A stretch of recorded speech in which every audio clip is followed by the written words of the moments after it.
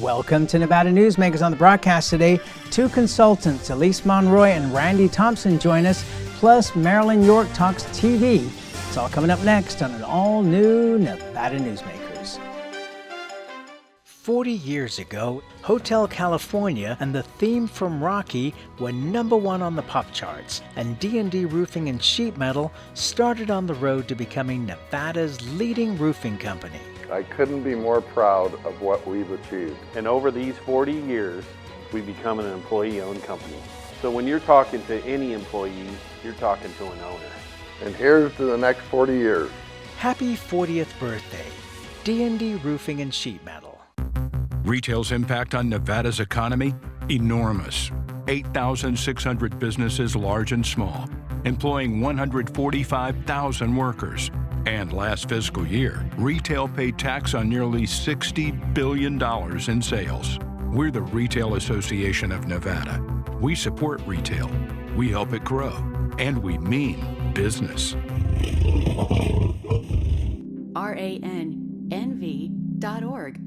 Truck drivers are some of the hardest working people you'll meet, delivering over 70% of America's freight and 92% of Nevada's. When there's a natural disaster, they're delivering critical supplies to help those communities recover and rebuild. Every sector of the economy and our nation's military rely on truck drivers. So let's take a moment to say thank you. On the open road or city streets, our truck drivers are rolling to make our economy and our nation stronger. Trucking moves America forward. This is Nevada Newsmakers with host Sam Shad, a no-holds-barred political forum. Now, from the Nevada Newsmakers broadcast headquarters, here is Sam Shad. And back on Nevada Newsmakers, we have a great show lined up for you today. Starting out with a couple of consultants here. Elyse Monroy joins us for the first time. Pleasure to have you on the program. Happy to be here. And we also have Randi Thompson, who I think who's been here forever. Yeah, everybody. So the new and the not so new. And the new and the old. It's okay. You can say it. So, actually, well, go ahead. Well, I was going to say that you guys were having a conversation when I sat down yeah. About the opioid crisis, and if you want to pick up on that, well, I think everybody so else would be Elyse is interested. working as a contractor to the state on the opioid crisis and explaining some of the stuff that you're doing, and it's fascinating. And my first question to you is that what state is doing some of the best work, and you say Nevada. Yeah, and why is that though? So just to give a little background, I was really fortunate enough to work for Governor Brian Sandoval between 2015 and 2018 when a lot of the formative work happened around the opioid crisis, and we even had one of the former CDC representatives point out Nevada as being a leader. We've expanded access to naloxone, which is an opioid reversal drug. You can now get it with or without a prescription in any pharmacy in Nevada. We've established a Good Samaritan law, so if you or someone you're with is overdosing, you should call police. Overdose does not have to be fatal. And we've also implemented some really, I'm partial because I worked on the bill for the governor, but we've really done some really great work around ensuring that we have good and patient good prescribing laws around controlled substances to kind of tamp down on some of the overprescribing that was happening. The state is also working really hard on ensuring that people are able to access treatment. But the other thing you said too is that opioids is not our top issue. No, meth still continues to be the issue du jour in Nevada, and really now what we're seeing is people who are exposed to opioids like fentanyl in meth. There's no science really to making drugs. Stuff is mixed on tables and things like that. So people are getting fentanyl in their meth and fentanyl in other drugs. So it's definitely a pervasive issue, but there's also a lot of other public health issues that come along with opioids, including exposure to HIV and hepatitis C. So these are all things that we need to be on the lookout for. Okay, and that's because of the method of taking the drugs, or just a byproduct? A method. So when you have an increase in the amount of injection drug use that's happening, if you don't have safe injection practices or a place for people to access clean needles, you're going to have an increased risk of bloodborne infections that are related to injection drug use, like HIV, like hepatitis C. Again, this is a place where Nevada's been a leader. In 2011, I believe it was Governor Sandoval signed the legislation that allowed needle exchange. So in Nevada, you can get clean needles from Northern Nevada Hopes or Track B, and those are things that help to mitigate the risk. Yeah. Would people be surprised to know how pervasive this problem is in Nevada? I think so, yeah. So there was a CDC assessment done that found that there are 2 counties in Nevada that are at risk of HIV and hepatitis C spikes related to injection drug use, and they were rural counties, so Story County and Esmeralda County. So I definitely think people would be surprised to know how pervasive the issue is, but that also tells us that it's still really stigmatized. You know, I tell people I don't know the first place to ask to get drugs, but we are all one car accident, one trauma away from needing an opioid. And 75% of people that use opioids first report misusing a prescribed prescription. So I'm really glad that Governor Sandoval, took steps to address overprescribing, because that was a big risk that we've been able to at least mitigate a little bit. All right, let's take a break. More on a different topic. This time, somebody who's doing a little suing when we come back. Tamarack Junction is South Reno's hotspot with over 450 of the latest slots and video games. Sully's Sports Bar, the Dining Car Restaurant, William Hill Sportsbook, and the Tamarack Steakhouse and Lounge. We're just north of the Summit Mall in South Virginia. Yeah. Ahern Rentals began as Signal Gas Station on Las Vegas Boulevard. Founder John Ahern grew the business by offering rentals. His son Don built on John's legacy, growing Ahern Rentals into the largest independently owned American rental company, with 89 locations in 30 states. Don also brought his experience and vision to equipment manufacturing with Extreme Manufacturing and Snorkel. Today, Ahern Rentals continues to bring its family values to a new generation. Learn more at ahern.com. Hi, I'm Eric Robnett, owner of Home Energy Experts. Has this ever happened to you? Honey, did you remember to turn down the thermostat? Forgetting to set the temperature? Not fun. We can help. Our new smart thermostat keeps the temperature set for your comfort all by itself. I'm feeling hot now. To increase your comfort, go to homeenergyexperts.com for details. That's homeenergyexperts.com. The signs and symptoms of cataracts can start out small with subtle changes in your vision.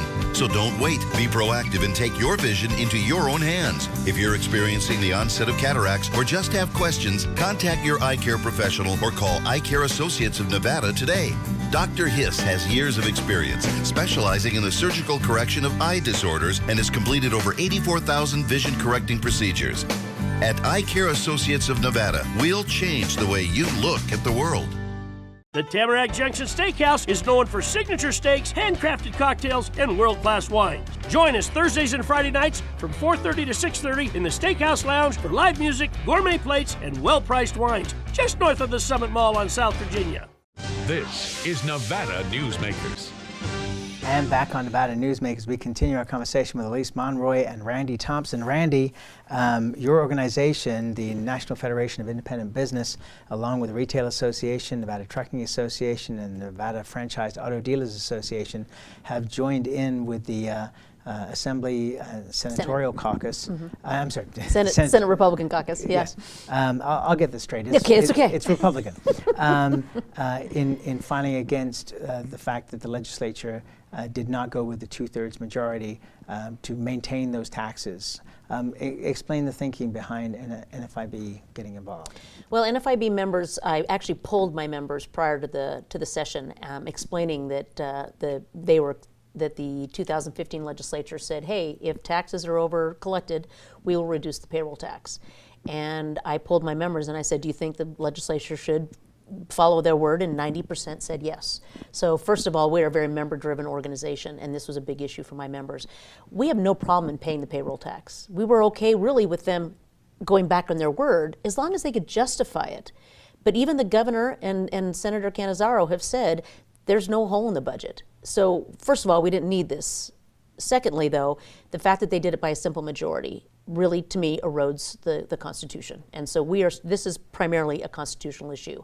If they can do it on this, they could do it on a lot of other things. So we're trying to protect our Constitution. And what concerns do you have in terms of the Constitution that, as Randi says, this could be applied to other things that would bypass the Gibbons tax amendment? So I'm not a constitutional scholar. I'm also neither, not an neither expert am I. Neither am I. on tax issues. I think that one of the, I guess maybe the risks that you run in implementing a sunset tax in the first place is getting into these situations. I guess I struggle to answer your question because I don't know if we're having this conversation because of constitutional concerns. I think this conversation is a symptom of the fact that we don't know how to fund education in the state.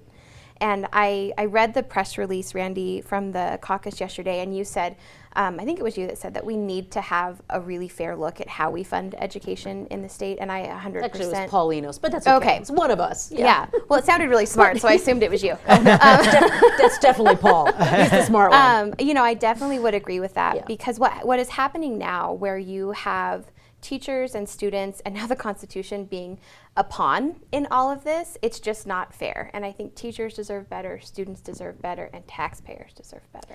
But to her point, it's that sunset. And in 2015, when they put in the commerce tax and got rid of all the sunsets, they required a 2/3 vote to get rid of those sunsets. So why did we require it in 2015 but not in 2019?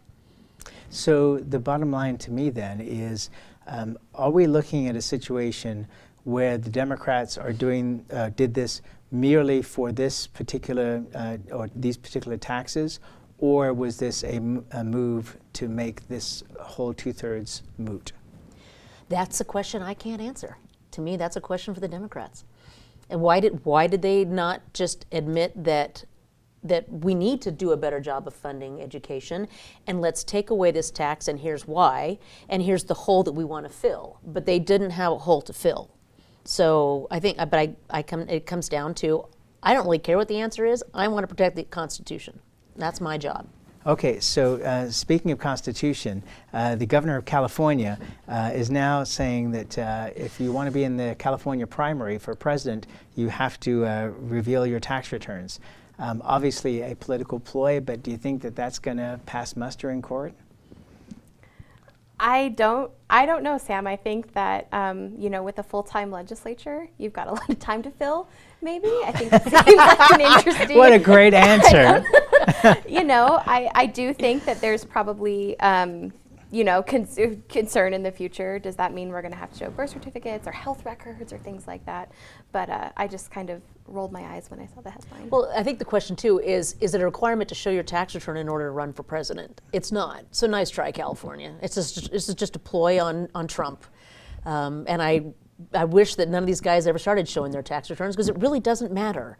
All it really shows is all the loopholes that rich guys can get when they do their taxes. So, and I don't understand why Trump hasn't released it, but it is a complicated process for him. I'm sure his taxes are very convoluted, and people will just dummy it down. But once again, California doesn't overreach. As we're taping this is the day after the first of the two Democratic debates. It seems like the Democratic Party is tearing itself apart between the extreme left and the more moderate left. I watched Bachelorette. It was much more fun. Yeah, it was interesting to see how the former congressman from Maryland, who pretty much said offering all this free stuff and free college and free health care is not going to work, and stop trying to move the Democrat Party so much to the left. And he got a huge bump in fundraising. So I think the independent voters and the moderate Democrats are saying, I don't want socialism, where's the middle ground? So it'll be interesting tonight to see if Biden gets back a little bit, after seeing kind of the reaction to that conversation last night, if Biden is smart, which I think he is kind of smart, I think he might go a little bit back to the middle again. You know, one of the things that comes to me from this discussion is that the independents are going to play such a major role, because we've seen so many people over the last several years moving away from the Republican and Democratic parties to become independents. Is that your thought? I would definitely agree. I also didn't watch the the debate last night. I spent time with friends and family, but I didn't watch it because of what I think the debates, when they're structured that way, what they do to our political discourse. It's really hard to have really fair and honest conversations about complex things like healthcare and drug pricing and education when you've given a really smart person 30 seconds to answer the question and then you just pit them against each other. I do think that independents are going to play a big role. I know I struggle to feel like what I believe and my voice, it's not represented in either party right now because everything is in 30-second sound bites. So I think there's going to be a lot more independents that their votes are going to be not going to know where to go. Well, it's 25% of our electorate too, at least in Nevada, and it's growing. It's the growing segment of our voters. Well, and and I agree with both of you in terms of the debates. To be honest with you, I catch up by reading varying newspapers the following morning to see what was said and catching the sound bites that are going to come the next day instead of having to spend 2 or 3 hours watching a lengthy debate, which is painful. But I couldn't agree more. But I don't know if the American public is going to be interested in policy debates. The last one in Nevada that did really good policy position papers was Jan Jones, and I remember I read them and her mom read them. I'm not sure anybody else did. And she didn't become governor. So we've got to leave it. Thank you both very much. Thank you. We'll be back with Marilyn York after this. Dimitri Prine here for Design Outdoor. Come visit Design Outdoor's store and backyard to see our wide selection of fire pits, barbecues, and pizza ovens, natural stone water features and fountains, and frost-proof pottery. Our store and backyard are located at 11600 South Virginia, just north of DeMonte Ranch Parkway. Visit designoutdoor.com or call us at 851-9499. Can't do it. Stupid, like my mom. We can't do anything at Mommy's because you won't pay child support. Dad said you cheated, and he's not even sure he's my dad. Mommy said you left both of us, so she isn't gonna let me see you. I look just like my father. I'm divorce attorney Marilyn York, and I may represent men, but hate has no gender, only casualties. Please, stop sacrificing your children in your war against your ex. Hi, I'm Dave Newman. Remember me? I used to be the house detective, and now I'm a realtor, full-time at RE/MAX Realty Affiliates. A lot of people ask me, how's the market? You know what? It's fantastic. If you're even kicking around the idea of buying or selling, give me a call. Let's talk about it. Call me at RE/MAX Realty Affiliates and just ask for the guy who used to be the house detective, Dave Newman. Everyone is talking about opioids, but they're not the only drugs that can be harmful if taken in large quantities or not as prescribed. You also need to be aware of side effects from anxiety drugs, muscle relaxants, sleep aids, and stimulants. Mixing prescription drugs with other drugs or alcohol can be dangerous. If you take Ambien with a glass of wine, it may be enough to stop you from breathing. Prescribed drugs can be just as dangerous as illegal drugs. Take medications only as directed. This is Nevada Newsmakers. And back on Nevada Newsmakers with men's rights attorney Marilyn York. We did a whole show where you were somewhat serious on that program, and I wanted to get to something that's a little bit more fun in this particular segment, which is we've been talking for several years now about a TV show that will be based on your career. I still say that you should star in it, but where are we with this, and when might we see it? So the evolution happened that one of my TV commercials, the baseball park one, if people know what that is, went sort of viral a number of years ago. I got a call from 5 different producers over that next month or two from Los Angeles to New York City asking me to do reality TV or pitching me show ideas that were frankly embarrassing. I love my career. I take it very seriously like I did in the last segment. And I felt that they were making a joke out of what we do for a living, and I've never had aspirations to be on TV. I don't think I'm good looking enough, and I'm not. Oh, stop. Well, and it's Hollywood, for real. I'm like a Hollywood 2. And that's fine, I don't care. But I suddenly connected with a producer who I really thought understood the dark and the light side of divorce, and she just got it. She was actually the talent coordinator or whatever. So I started working with Magical Elves out of Los Angeles, and they are actually a reality TV the biggest and first reality TV producers. And so they started working with me, but the concept was we do scripted work, which is a story based on my life, maybe a docudrama or something. And so I flew to LA. It took forever. Everything takes forever. I had to pay a lawyer like $40,000 to negotiate contracts, which is, I felt sorry for myself. Lawyers are so awful. It was awful, but I couldn't do it. I'm an attorney and I don't know how to read these contracts. They're way over my head.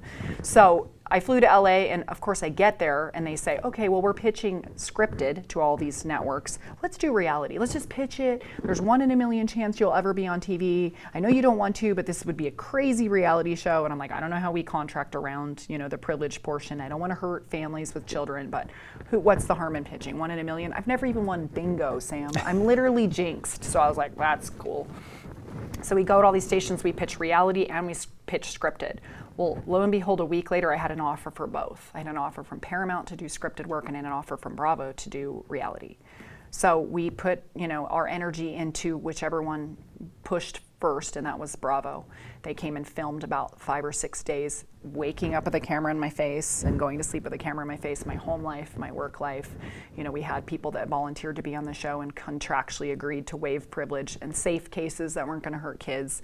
And so they filmed and they spliced it down to a show, and then ultimately Bravo last season decided they weren't going to air it because they concluded that women will hate me and women are their bread and butter. And I was like, that's so funny to me and so short-sighted. I don't want to be on reality TV. It was a super cool experience, frankly. I thought it would be stupid. It was lovely.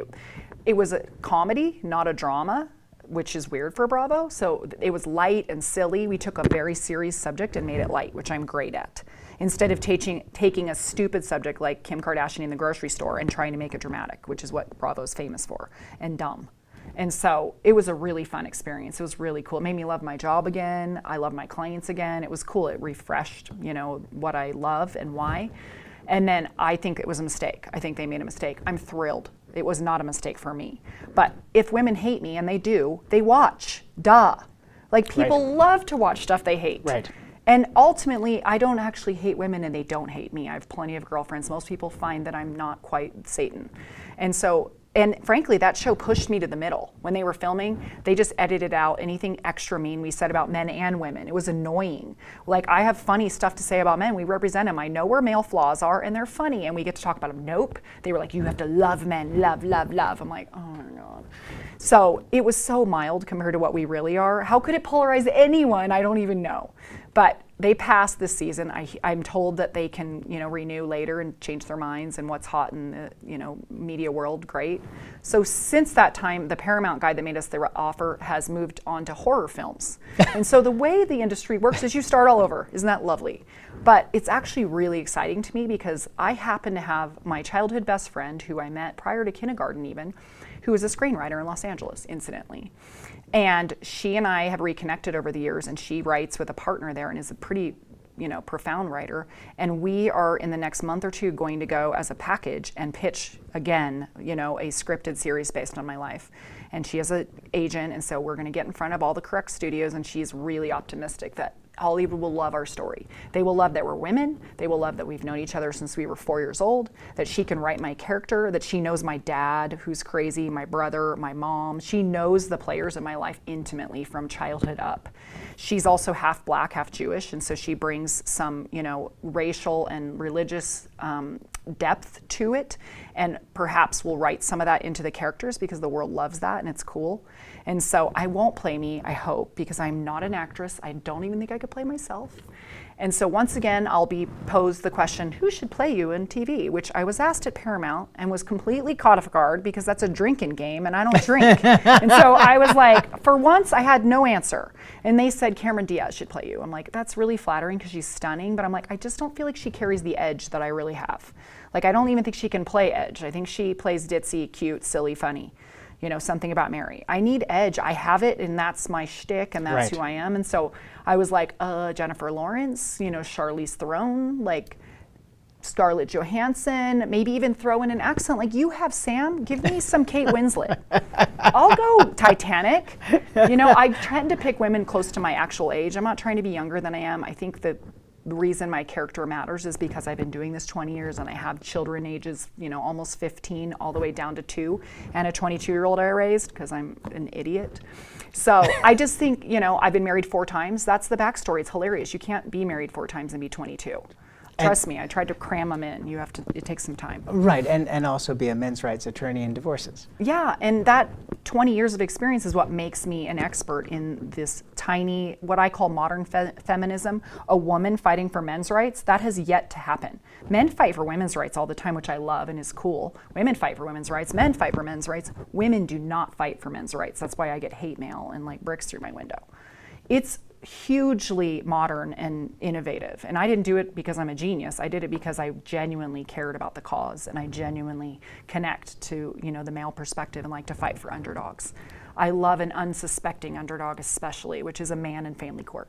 That's my baby, and so I think it's time. It's a great time and I'm really excited. I hope that, somebody picks the show up. I want to co-write and produce. I have a creative writing talent, I think, that, is an outlet, but I will always be a lawyer. That's my first love. I have no intention of leaving my law firm. I have a daughter that I indicated is almost 15. She plans to take over my law practice. She's interning currently and watching court hearings. And so I got to keep that up and running for her to be the next generation of men's rights attorneys. Okay, and have her watch this show so that she knows what she will have to do when we call and say, Stella, yes, time to come on and replace your mom. She can dress more conservatively, though, because I want my daughter to be better than me in so many ways. Less husbands, nicer clothing, better language. We have high hopes. Marilyn York, we love you. Thank you so much for being here, and we'll be right back. A bird's eye captures its surroundings at different heights. At Brian Kulpa Photography, we can make your imagination soar over buildings, parks, cityscapes, and beyond. Brian's images tell the story and get the job done. If you need a new perspective to tell your story, contact Brian today. Brian Kulpa Photography. Experience the bird's eye view at briankulpaphotography.com. Hi, my name's Marilyn Miner, and I'm sure you'd agree that Nevada's a very special place to live. I was born here, and my husband and I have raised our family here. I feel it's a privilege to live and work in the Truckee Meadows. I especially enjoy helping my clients reach their real estate goals. Sometimes the smallest details provide the greatest satisfaction. I'd be complimented to talk to you about your next move. Call Marilyn Miner at Dixon Realty, 742-1280, or log on to marilynminer.com. St. Ives Florist, for every holiday and every special occasion. For romance. Custom home design. We have the largest selection of fresh flowers in northern Nevada. And we also offer a large selection of unique gift items. Come see me, Lorie at St. Ives Florist, 700 South Wells Avenue, or call me at 333-9190. Pro Group Management specializes in providing industries with the necessary components to satisfy and exceed workers' comp requirements. Every business has unique needs and specific regulations. Pro Group Management stays ahead of the curve, providing up-to-date services to keep your industry in top form. Discover how we simplify your tasks, improve efficiency, and reduce expense to keep you moving in a positive direction. Pro Group Management, workers' comp that works for you. You can now watch Nevada Newsmakers on YouTube. Subscribe to our Nevada Newsmakers channel. We'll see you on the next broadcast.